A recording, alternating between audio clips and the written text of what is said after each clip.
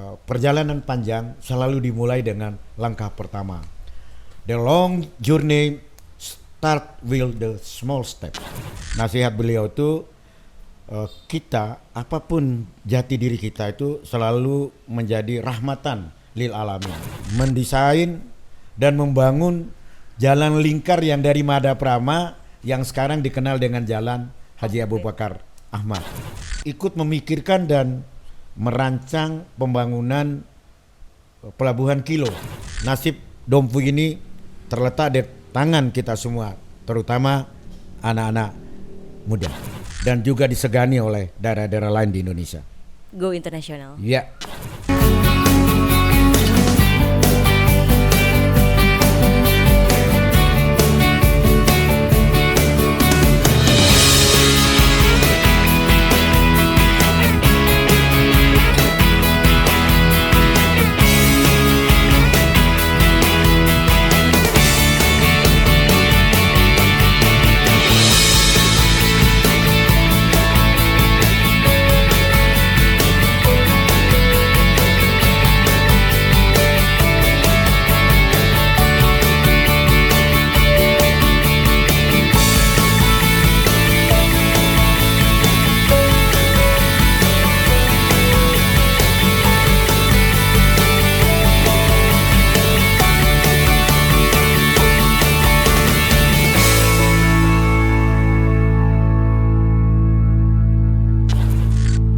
Assalamualaikum warahmatullahi wabarakatuh. Halo Dompu, saya Widi. Perdana ini saya ingin memperkenalkan salah satu channel YouTube, Dai Iwan Menyapa.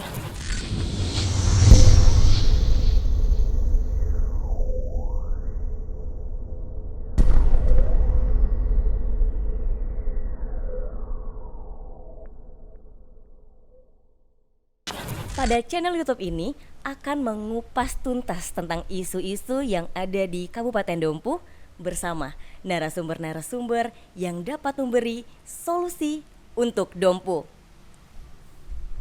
Di sini telah hadir narasumber pertama saya, Bapak Insinyur Ridwansyah MSc MM MTP yang akrab disapa Dai Iwan. Halo Bapak. Halo Widi, apa kabar? Alhamdulillah baik, harusnya saya yang bertanya apa kabar Dai Iwan. Nggak apa-apa. Ya. Wah, ini saya sangat surprise sekali ini Dai Iwan. Karena orang bilang tak kenal maka tak sayang. Mungkin untuk pertama ini kita mau dong dengerin tentang Dai Iwan sendiri, karena kita pasti tahu kalau Dai Iwan sendiri adalah sosok yang sudah dikenal oleh halayak banyak di Kabupaten Dompu. Namun tidak sedikit juga yang tidak mengenali, apalagi kayak mungkin yang muda-mudi seperti saya gitu Dai Iwan. Nah, kita pengen tahu dong silsilah keluarga Dai Iwan yang ternyata Dai Iwan orang Dompu nih. Mungkin bisa diceritakan sedikit? Baik, terima kasih Widi. Saya ini betul, saya orang Dompu. Saya lahir dan besar di Dompu. Alhamdulillah, saya beruntung lahir dari keluarga yang cukup dikenal dan memiliki rekam jejak dan perjuangan yang cukup panjang bagi daerah ini. Kakek saya, terutama orang tua saya, tidak saja dikenal pada pengabdiannya sebagai ASN juga seperti saya, tapi dalam skop pembangunan provinsi maupun nasional, beliau cukup memberikan kontribusi bagi masyarakat di Dompu. Orang mengenalnya beliau dengan panggilan Umah Haji. Beliau alhamdulillah pernah menjadi camat Dompu, kepala Bapeda Dompu, lalu pernah menjadi anggota MPR RI.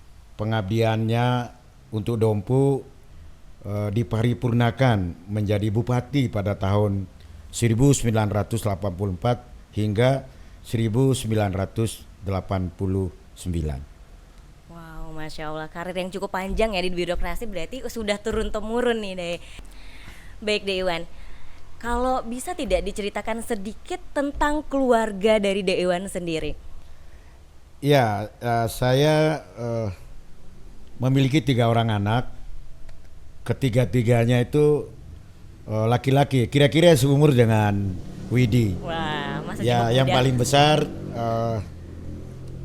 saat ini bertugas sebagai ASN juga di Kementerian PUPR dan alhamdulillah mendapat amanah di Balai Jalan Nasional di Provinsi Nusa Tenggara Timur. Wah, berarti ini karirnya sama semua ya, dari Umah Ya. Haji, baru Ya, kemudian ke Dayuan, alhamdulillah. dan sekarang diteruskan oleh anak Danya sendiri. Iya. Wah, luar biasa sekali Kedua karirnya. adiknya Ya. juga sudah selesai S1, S2 Wow. dan saat ini kedua adiknya tidak mengikuti jejak kakaknya. Mereka memilih bekerja sendiri di Lombok gitu. Namun di bidang swasta. Iya, swasta. Ya. Wah, kalau boleh tahu mungkin bisa dong di-spill, ini kok ayahnya udah di birokrasi, anak-anaknya ke swasta, itu kenapa? Iya. Jadi memang ada beda ya saya lihat antara zaman old sama zaman now gitu. Wah, Ya. ini orang tua masa kini nih. Ya, jadi kalau zaman dulu pilihan menjadi ASN itu menurut saya mungkin sangat pas waktu itu. Waktu itu sekitar tahun 90 lah. Waktu itu mungkin Widi udah lahir belum? Belum, kalau Oh, belum lahir. Nah, zaman now ini memang begitu banyak alternatif Iya, dan dan pilihan-pilihan. ya pilihan-pilihan. Iya. Sehingga kedua adiknya itu tidak mengikuti jejak kakaknya. Mereka bekerja, menciptakan lapangan kerja sendiri, bekerja dengan sahabat-sahabatnya, Wow. dan yang sangat membanggakan ketiga anak saya itu mandiri dan saya bisa katakan mereka sudah selesai dengan dirinya sendiri. Luar biasa. Jika sosok De Iwan sendiri membebaskan anak-anaknya untuk memilih pilihannya sendiri, sebelumnya saya ingin menanyakan nih De Iwan, kalau gitu didikan dari Umah Haji sendiri kepada De Iwan tuh didikan dan pesan apa sih yang bisa De Iwan ingat? Oh iya, orang tua saya atau Umah Haji itu adalah panutan di dalam keluarga ini. Keluarga besar ini menempatkan beliau dan juga saudara-saudara paman-paman saya itu sebagai selain menjadi inspirator juga adalah panutan. Yang selalu saya ingat nasihat beliau itu kita apapun jati diri kita itu selalu menjadi rahmatan lil alamin. Sebaik-baiknya manusia adalah manusia yang bermanfaat buat orang lain. Sehingga itu memberi warna bagi kami ketika kita ingin bermanfaat buat orang lain, ya dalam kehidupan bermasyarakat kita harus menjadi yang terbaik. Terbaik dalam apa saja, dalam batas kemampuan yang bisa saya raih. Misalnya begini, beliau selalu menginginkan bercita-cita ya, bahwa warisan yang terbaik buat anak-anaknya adalah memberikan pendidikan yang setinggi-tingginya, dan tidak lupa adalah modal ketaatan di dalam beragama, dan yang ketiga adalah selalu rendah hati dan dekat dengan siapapun. Apakah itu salah satu motivasi De Iwan sendiri akhirnya terjun langsung di dunia birokrasi Iya, beliaulah yang mendorong saya pada saat itu? pada saat itu untuk terjun di dunia birokrasi. Dan menjadi sampai De Iwan yang sekarang. Iya. Baik De Iwan, wah sangat menarik sekali. Didikan dari Umah Haji tentu ya membawa sosok De Iwan menjadi sampai sosok yang De Iwan yang sangat luar biasa, yang pastinya kita kenal ya sebagai anak-anak muda. De Iwan, kita mau bergeser sedikit nih dari silsilah keluarga De Iwan. Kali ini saya ingin menanyakan riwayat sekolah De Iwan yang ternyata berada di Dompu hanya sampai SD saja dan menjalani masa SMA hanya 2 tahun. Wow, ini menarik, apalagi menempuh kuliah di UGM dengan apa ya, menjadi mahasiswa terbaik atau cum laude. Saya SD di Dompu, lalu sempat mengenyam SMP sampai naik kelas 2. SMP sampai naik kelas 2 di Dompu pun. Setelah itu saya menamatkan SMP di Mataram dan selanjutnya menempuh pendidikan SMA di Kota Malang. Dan lulus SMA, saya melanjutkan pendidikan di jurusan Teknik Sipil, Fakultas Teknik Universitas Brawijaya di Kota Malang juga. Nah, setelah saya lulus di Fakultas Teknik Sipil, kemudian setelah saya bekerja, saya beruntung mendapat beasiswa dan belajar banyak tentang perencanaan wilayah kota. atau di jurusan S2 itu Magister Perencanaan Kota dan Daerah, atau akrab jurusan Urban itu Urban and Regional Planning. Dan di sini kami anak muda cukup lama mendengar kiprah Daya sebagai birokrasi yang memiliki track record dan prestasi yang membanggakan. Terakhir, Daya Iwan menjadi Kepala Dinas PUPR Provinsi NTB, dan pengalaman jabatan apa saja sih yang dilalui selama ini yang menjadikan Daya Iwan sebagai sosok birokrat yang paripurna? Ya, Daya Iwan itu diangkat jadi pegawai negeri tahun 1990 itu oleh Kementerian PUPR itu langsung ditempatkan di Dompu. Loh, kok bisa tuh? Iya, dari karir saya sebagai PNS itu justru dimulai dari Dompu. Pada waktu itu ada program dari pemerintah Republik Indonesia melalui Kementerian PUPR, melalui Bank Dunia, yang memberikan bantuan pembangunan jalan bagi seluruh pemerintah kabupaten, tetapi syaratnya bahwa di kabupaten itu harus ada minimal 1 orang insinyur. Ingat ya, ini tahun 1990. Nah, saya direkrut oleh Kementerian PUPR dan langsung ditempatkan di Kabupaten Dompu. Lalu beberapa tahun di Dompu saya pindah ke Mataram, masuk di Dinas PUPR, di Dinas PUPR Provinsi, dan perjalanan karir saya selanjutnya selama hampir 30 tahun saya banyak ditempa oleh pengalaman, oleh tantangan pada beberapa dinas atau instansi yang saya tekuni. Sebelumnya juga banyak orang juga mungkin lupa, saya pernah jadi Kepala Subdinas Bina Marga di Kabupaten Dompu. Pada saat itu bupatinya adalah Om Pubeko. Itu tahun berapa itu? 2002 ya, sepulang saya kuliah S2 di UGM. Yang sangat terkesan adalah saya merencanakan, ya, mendesain dan membangun jalan lingkar yang dari Madaprama yang sekarang dikenal dengan Jalan Haji Abu Bakar Ahmad. Nah, setelah saya di PU, saya juga pernah menjadi Kepala Dinas Perhubungan di Dompu. Selama kurang lebih hampir 3 tahun. Nah, setelah menjadi Kepala Dinas Perhubungan di Kabupaten Dompu, saya hijrah lagi ke Mataram. Nah, termasuk saya menjadi Wakil Kepala Dinas Perhubungan Provinsi, Kepala Dinas Perhubungan Provinsi. Salah satu pengabdian saya buat Dompu adalah ikut memikirkan dan merancang pembangunan Pelabuhan Kilo yang sekarang insya Allah akan dibangun pada tahun depan. Jadi ketika saya menjadi Kadis Perhubungan bersama pemerintah Kabupaten Dompu waktu itu, kami memikirkan bersama-sama memfasilitasi untuk mewujudkan rencana pembangunan Pelabuhan Kilo. Baik, Dewan. Luar biasa sekali ya.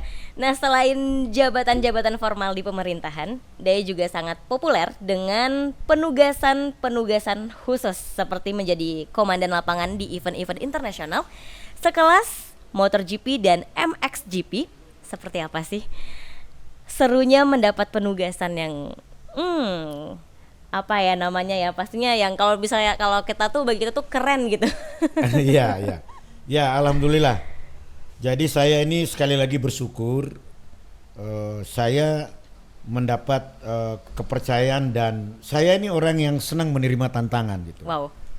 Selain jabatan-jabatan karir di birokrasi, jabatan formal, terakhir saya sebagai kepala Bapeda, juga menjadi kepala dinas PUPR. Saya oleh Pak Gubernur Dr. Zulkifli Mansah diberi kepercayaan menjadi komandan lapangan pada 2 event internasional itu.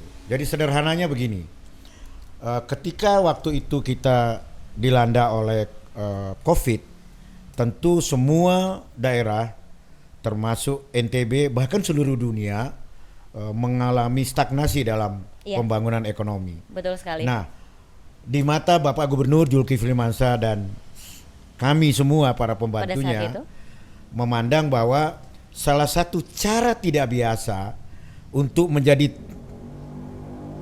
pendongkrak pertumbuhan ekonomi di kala pandemi itu adalah membuat event berskala internasional. Nah, belajar dari MotoGP maupun MXGP ada 2 hal yang saya catat.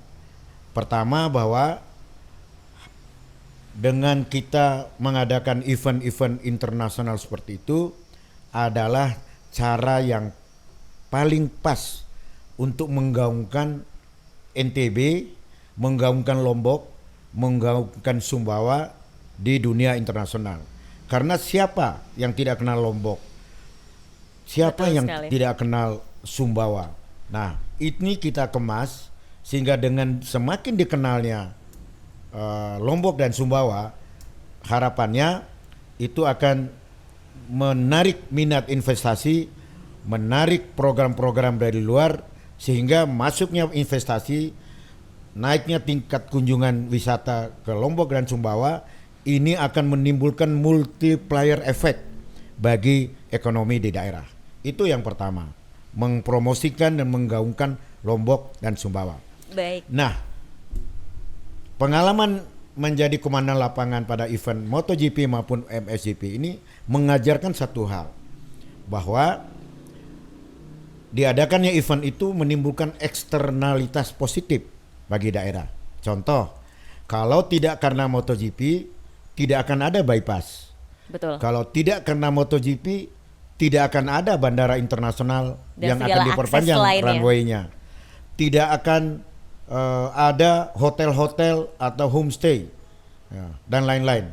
Sehingga eksternalitas positif di MotoGP ini juga menular ke MXGP di Sumbawa.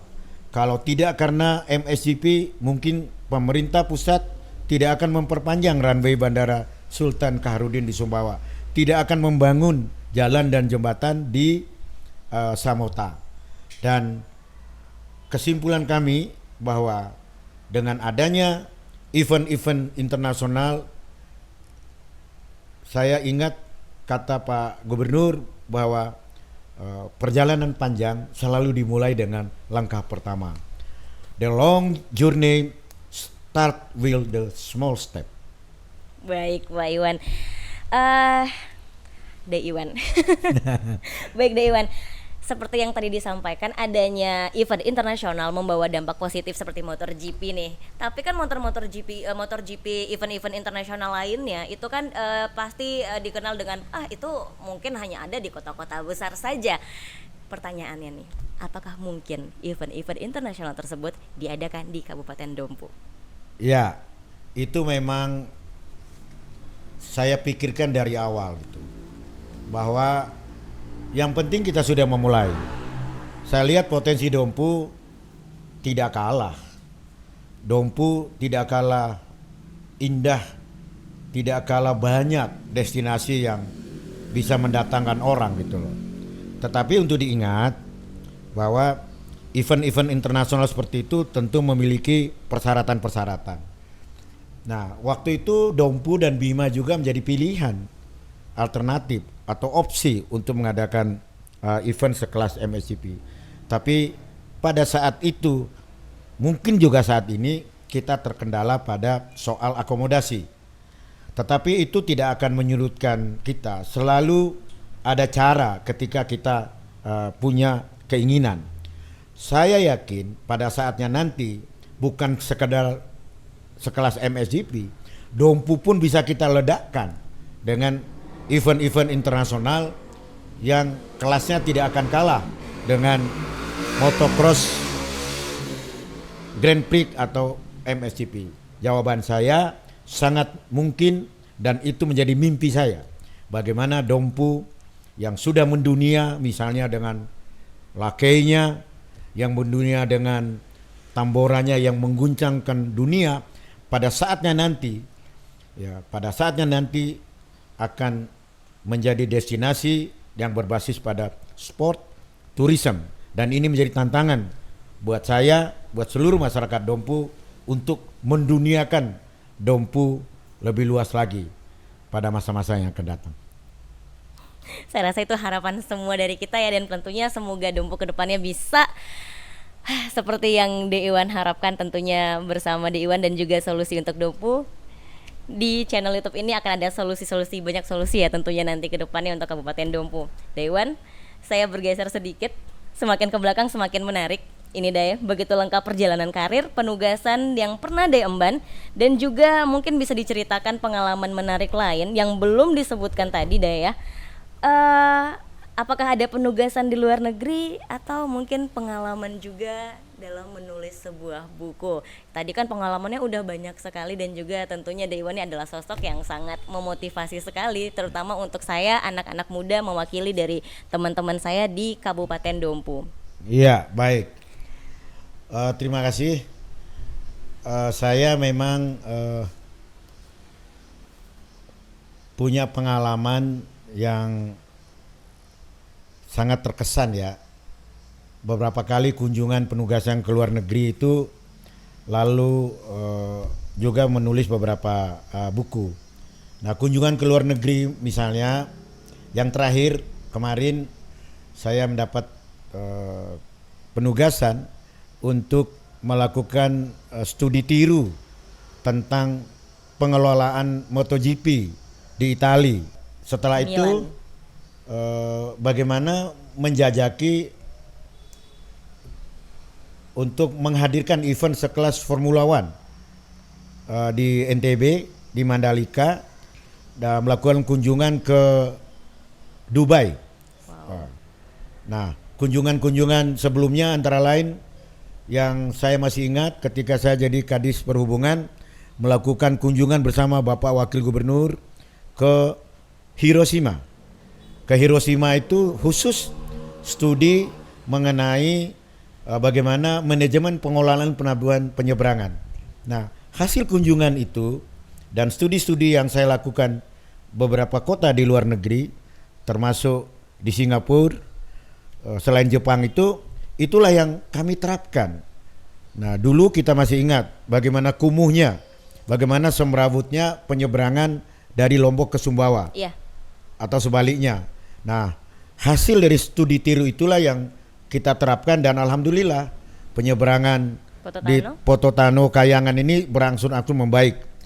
Alhamdulillah saya dan teman-teman pada saat zaman gubernurnya Tuan Guru Bajang berhasil mengantarkan Tambora ini sebagai geopark nasional dan mengusulkan kepada UNESCO, mudah-mudahan segera keluar, itu menjadikan geopark Tambora sebagai geopark dunia. Saya juga berkesempatan belajar mengenai bagaimana pengembangan investasi. Saya pernah hadir beberapa kali di Italia, beberapa kali di Singapura, ke Malaysia juga, dalam tanda petik menjual potensi Pulau Lombok dan Pulau Sumbawa. Jadi inti dari perjalanan-perjalanan itu adalah satu hikmah yang saya dapat, bahwa untuk kita menjadi besar dan memiliki wawasan, memang kita perlu juga menangkap bagaimana pengalaman orang di luar, bagaimana mengelola sebuah event, mengelola sebuah program yang kita belum pahami. Sehingga pengalaman-pengalaman kunjungan itulah yang memperkaya saya dan tim sukses mengelola program-program yang sudah kita rencanakan. Itu mengenai kunjungan-kunjungan yang kalau tidak salah belasan kali saya lalui selama mulai pertama saya diangkat pegawai negeri. Dan satu lagi, tahun 98 itu adalah kunjungan pertama saya ke luar negeri.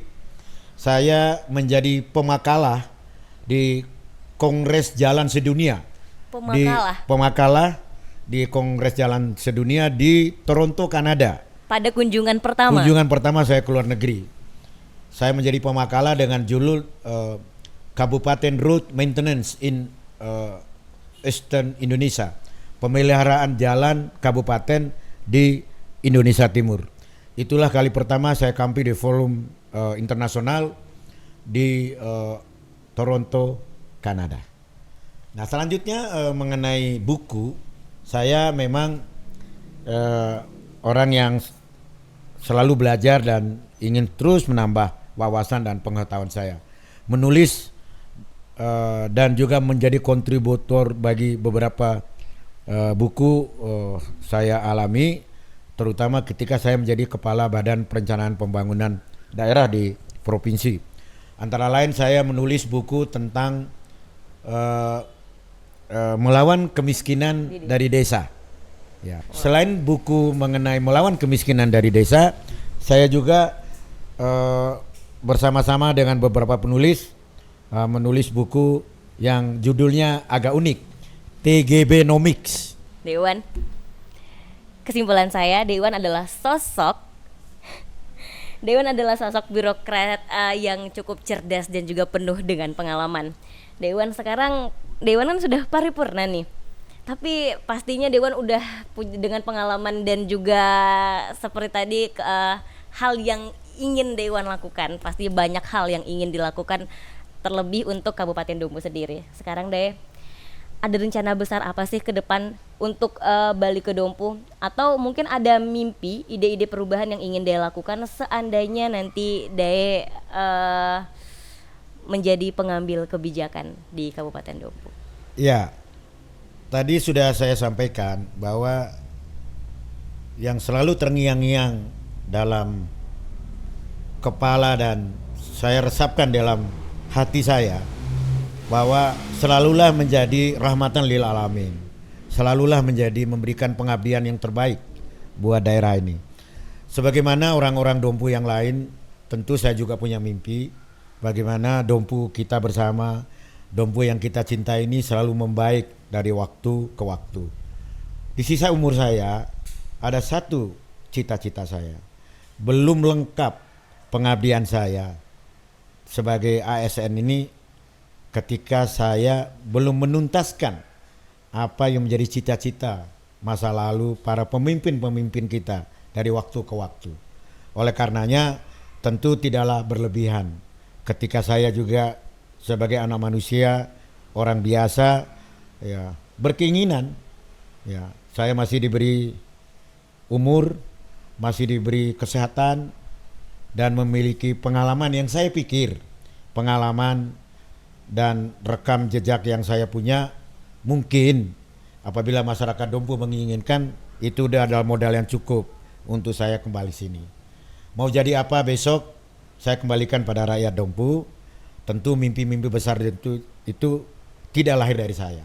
Kalaupun ada mimpi, itu adalah mimpi kita bersama. Atau bisa saya ungkapkan, boleh kita tidur di bantal yang berbeda, tapi mimpi kita boleh sama. Bagaimana menjadikan Dompu ini adalah daerah yang maju, mandiri, dan bermartabat. Wow, Dewan, pastinya harapan Dewan adalah harapan kami juga sebagai anak Dompu, dan mungkin saya juga bisa dong minta sedikit pesan khusus dari Dewan kepada masyarakat Dompu, terlebih untuk anak-anak muda seperti saya dan juga teman-teman lainnya. Pesan apa sih yang bisa disampaikan kepada anak muda itu untuk menjadikan Kabupaten Dompu itu yang lebih maju dan pantas dibanggakan seperti yang Dewan sendiri harapkan? Iya, anak muda itu adalah harapan bangsa, dan di tangan anak-anak muda lah kita menggantungkan harapan ini setinggi-tingginya. Oleh karena itu, dalam pandangan saya, ya, ketika kita ingin memajukan Dompu ini dengan program-programnya itu, ya, ke depan siapapun, ya, harus menempatkan anak muda ini sebagai sumbu, ya, sebagai pemicu, sebagai garda terdepan di dalam pembangunan. Kenapa? Karena anak muda, sarjana-sarjana, anak-anak Dompu ini luar biasa, yang tinggal di Dompu maupun tinggal di luar Dompu.